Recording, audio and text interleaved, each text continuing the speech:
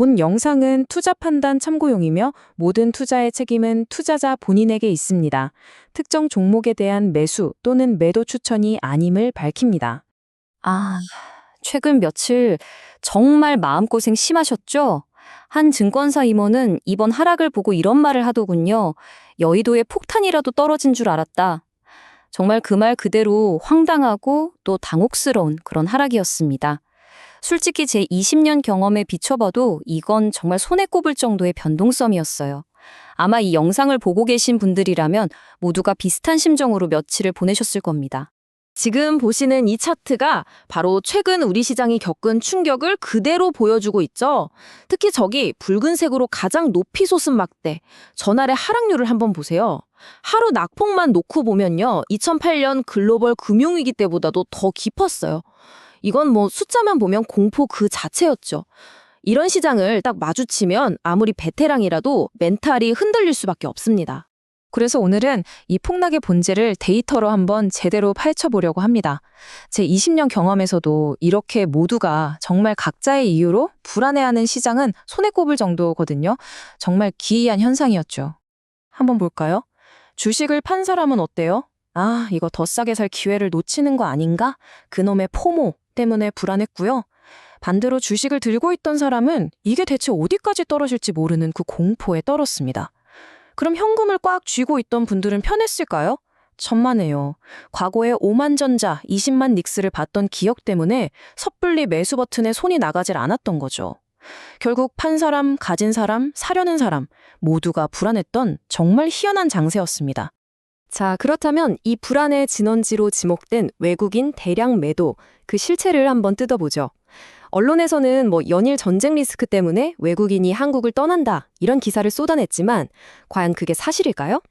지금부터는요. 헤드라인 뒤에 숨겨진 진짜 기관 투자자들이 보는 데이터를 함께 들여다보겠습니다. 핵심 질문은 바로 이겁니다. 외국인들은 정말로 지정학적 리스크, 그러니까 전쟁이 무서워서 그 막대한 자금을 던졌을까요? 만약 그게 사실이라면 이건 정말 심각한 문제겠죠? 하지만 제 퀀트 모델과 해외 채널을 통해서 확인해 본 결과는 전혀 달랐습니다. 이 표에 모든 답이 들어있습니다. 왼쪽의 표면적 이유는 우리가 뉴스에서 매일 들었던 이야기고요. 하지만 진짜 이유는 바로 오른쪽에 있습니다. 이건 감정이 아니라 철저히 시스템에 의한 아주 기계적인 매도였어요. 첫째, MSCI 신흥국 지수 리밸런싱 때문입니다.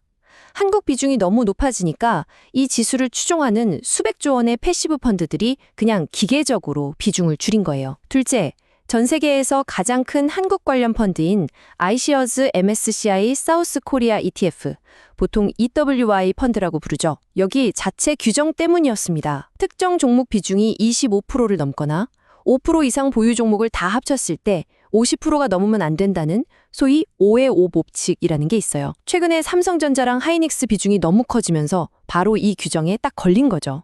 펀드는 어쩔 수 없이 주식을 팔아서 비중을 맞춰야만 했던 겁니다. 실제로 제가 블룸버그 터미널이랑 외국계 증권사 채널을 통해서 직접 확인한 내용이 바로 이 두 가지 아주 시스템적인 매도 이유였습니다. 자, 그럼 이제 가장 중요한 포인트로 넘어가 보겠습니다. 단기적인 수급 충격의 원인을 알았으니 이제 우리는 이 강세장을 이끌어온 근본적인 동력, 그러니까 진짜 엔진이 꺼졌는지를 확인해야 합니다. 결론부터 말씀드리면요. 전혀 변한 게 없습니다. 이 타임라인이 그걸 아주 잘 보여주죠. 역사적으로 전쟁은요, 자국에서 벌어지지 않는 한 장기 강세장을 꺾은 적이 거의 없습니다. 2차 세계대전이 미국을 대공황에서 구했고요. 한국전쟁은 일본 경제 부흥의 발판이 됐죠. 최근 우크라이나 전쟁 때도 시장은 잠시 충격을 받았지만 결국 상승 추세는 쭉 이어졌습니다. 전쟁은 물론 비극이지만 자본시장의 논리는 냉정하게도 좀 다르게 움직이는 경우가 많았다는 거죠. 이번 강세장의 첫 번째 엔진, 바로 AI 인프라 투자입니다. 이번 사태로 글로벌 빅테크 기업들이 AI 투자를 멈출까요? 블룸버그 통신에 따르면 오히려 가속화될 가능성이 높다고 합니다. 왜냐고요? 이전 전쟁의 승패마저 AI가 가르는 시대가 됐으니까요. 각국은 생존을 위해서라도 AI 기술 개발과 반도체 확보에 더 열을 올릴 수밖에 없는 상황입니다. 두 번째 엔진은 한국 기업의 근본적인 체질 변화입니다. 최근 통과된 상법 개정안, 그리고 계속 논의되는 밸류업 정책들, 이런 것들은 한국 자본시장 역사상 처음 있는 일입니다. 늘 주식 숫자만 늘리던 기업들이 자사주를 소각하고 주주 환원을 늘리기 시작했다는 거죠. 이건 단순히 배당 몇 푼 더 주는 차원의 이야기가 아니에요. 기업을 평가하는 밸류에이션의 룰 자체가 바뀌는 거대한 패러다임의 전환입니다. 그리고 세 번째 엔진, 바로 머니무브입니다. 지난 수십 년간 대한민국에서 부의 축적은 오직 부동산이었잖아요. 하지만 이제 그 거대한 자금이 주식시장으로 넘어오고 있습니다. 이건 일시적인 유행이 아니에요. 정책과 인구 구조 변화가 맞물린 아주 거대한 구조적인 흐름이죠. 이 돈의 힘을 절대로 과소평가해서는 안 됩니다. 좋습니다. 강 세장의 엔진이 여전히 건재하다는 건 알겠습니다. 하지만 당장 내 계좌가 박살나는 이런 변동성, 이걸 대체 어떻게 견뎌야 할까요? 지금부터는 이런 파도를 이겨내는 아주 실전적인 매뉴얼을 알려드리겠습니다. 딱 3가지만 기억하십시오. 첫째, 포인트가 아닌 퍼센트로 보십시오. 둘째, 시장을 이기는 주도 기업을 꽉 붙잡으세요. 그리고 셋째, 주식의 가격과 가치를 반드시 구분해야 합니다. 첫 번째 원칙을 좀 더 자세히 볼까요? 예전에 코스피 2000 시절에 100포인트가 빠지면 그건 5% 하락이요. 엄청난 충격이죠. 하지만 지수가 5000이 되면 똑같은 100포인트 하락은 고작 2% 조정에 불과합니다. 우리는 과거의 기억 때문에 지수 포인트 그 자체의 공포를 느끼지만 이제는 시장의 덩치가 커진 만큼 반드시 퍼센트로 객관화해서 봐야 불필요한 공포에서 벗어날 수 있습니다. 시장이 공포에 휩싸일 때 감정적으로 행동하는 대신에 이 체크리스트를 한번 꺼내보세요. 첫째, 이거 우리 한국만 빠지는 건가? 아니면 미국, 유럽도 다 같이 빠지는 글로벌 동반 하락인가?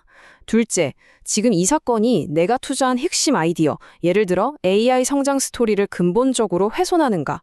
셋째, 이 공포 속에서 외국인과 기관은 정말 다 팔고 도망가고 있는가?